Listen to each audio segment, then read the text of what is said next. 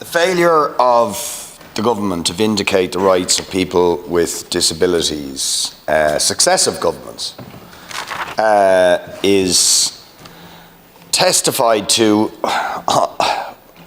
by many, many failures, but one that sort of really sums it up is that for 11 years there was a campaign by people with disabilities, disability activists, just to get the government to honour their commitment to ratify the UN CRPD. It took 11 years of campaigning from when the first commitment to ratify the UN Convention on the Rights of People with Disabilities to that actual ratification happening in 2018. And it was only because of relentless, ongoing protests by the disability community that finally happened. And then, it's sort of laughable, the minister says, we will ratify the optional protocol at the first available opportunity. The first available opportunity was when you ratified the UN CRPD, and you didn't ratify the optional protocol, and that was a conscious decision. Because, of course, the optional protocol would have made government accountable for actually making the UN Convention on the Rights of People with Disabilities a reality, and have given accountability and recourse to people with disabilities if a government failed to vindicate their rights. And that's why you have not ratified the optional protocol, and you have done so deliberately. You've deliberately refused to do it. And the Green Paper further underlines that point. An absolute insult, a Tory-style league table of disabilities driven by essentially an organised suspicion that people with disabilities are somehow conning the state and looking for ways to cut them off their payments and force them into inappropriate employment. That is the reality of the Green Paper, and that is how it was perceived by the disability community, because you did not consult with their organisations. Not according to them. And the reason, I didn't interrupt you. And the reason the government got a kicking in the recent referendum was precisely for that reason. That people with disabilities felt insulted, they felt treated with contempt, they felt ignored, they expected to be given rights in that referendum. And my God, I certainly am not a fan, and I don't think anybody could be, of the previous constitutional wording, which, by the way, did nothing for people with disabilities either. But the reason they voted no was because they expected to be given rights, and they were not given rights. And again, it was a conscious decision by the government. Don't put too strong a wording in case people with disabilities actually have enforceable legal rights. So these are conscious decisions. Now, what are the consequences of that attitude of government for people with disabilities? Well, as our motion says, first of all, they have additional costs on top of the rest of the population of between 9,000 and 13,000 euro a year, for which there is little support, certainly wholly inadequate support, to take into account the costs of disability. As a result, 1 in 5 of those who are unable to work due to long-standing health problems live in consistent poverty. 1 in 2 live in deprivation. People with disabilities twice as likely to be homeless, more likely to be unemployed or underemployed, with Ireland having the highest level of unemployment among disabled people in the European Union.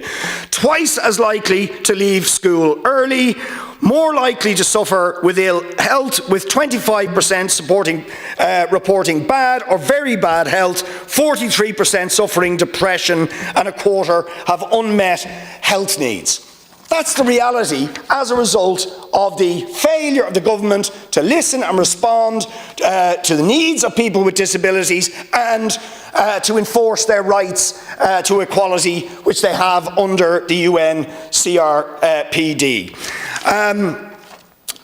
On the area of special needs, as has already been referred to, the issue of assessment, absolute disgrace. Thousands of people, more than 8,000 people waiting for assessments of needs.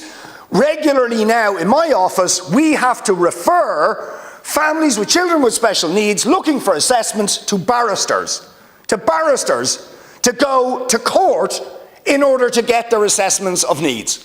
That's the way, that is the route now to get your assessment, and then when you get your assessment, the chances of you actually getting the services you need are virtually zero because of the chronic understaffing and under-resourcing of child and disability network teams, CAMS teams, and so on. And a game, indeed, of pushing people from one to the other. Oh, this is, no, you're supposed to go to CAMS, not to the CDNT, or vice versa, but all of them are understaffed, under-resourced in any event.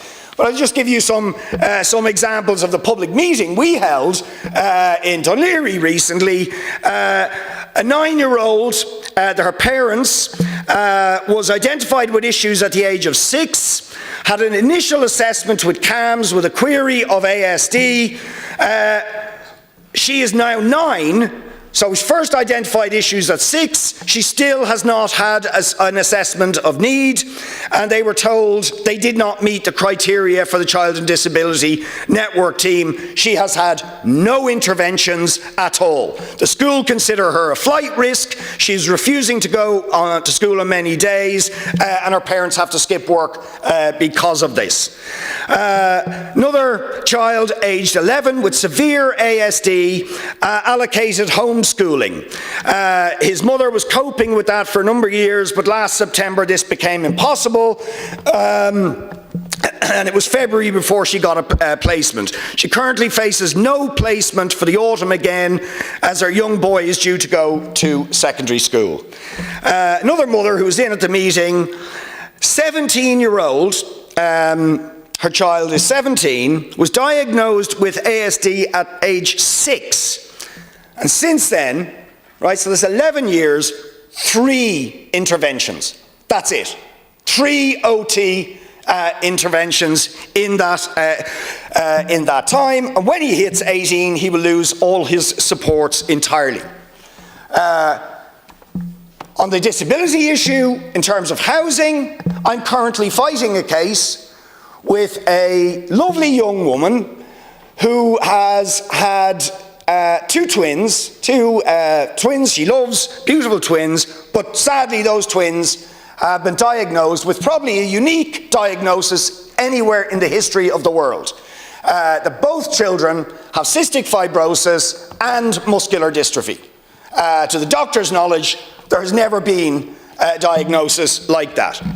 We are fighting for I don't know how long now with the council to get housing priority to meet those children's needs. And even as we speak, the council are resisting and trying to push them into accepting housing that their doctors, the consultants and so on says do not meet those children's needs.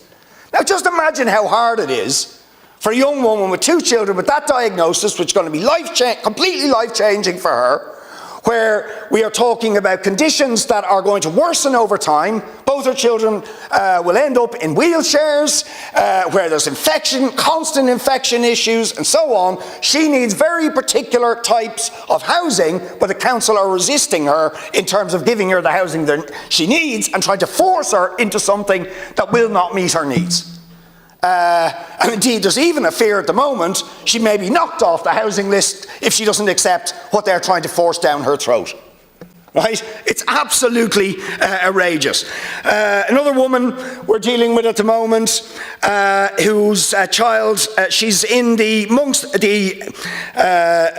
homeless hub with a 3-year-old and a 5-week-old, and the 5-week-old has just been diagnosed with cystic fibrosis, and she's in this homeless hub. Obviously the worst place for a child with cystic fibrosis, where there is a constant fear of infection because of the number of people, and she is trapped in a homeless hub. I could go on.